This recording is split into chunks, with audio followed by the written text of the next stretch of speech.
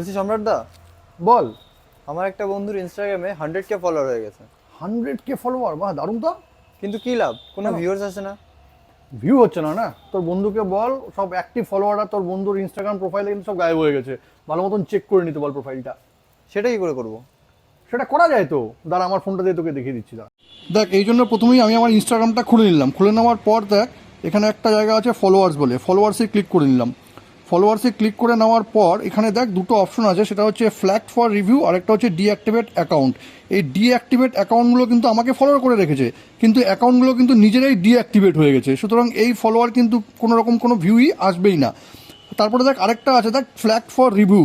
এই রিভিউ যেগুলো আছে দেখ, এই ফলোয়ারগুলো কিন্তু ইনস্টাগ্রাম নিজেই এদেরকে রিভিউ পাঠিয়ে দিয়েছে, কারণ ফ্ল্যাগ কন্টেন্টের জন্য। এগুলো কিন্তু বেশিরভাগই কিন্তু স্প্যাম অ্যাকাউন্ট। দেখ এই ফলোয়ারগুলো কিন্তু বেশিরভাগই কিন্তু মানে ডিঅ্যাক্টিভেটই হয়ে গেছে, সেই জন্য কিন্তু ভিউ অনেক কম আসতে পারে। তোর বন্ধুকে এটা বলে দিস, ও যাতে এটা চেক করে নেয়।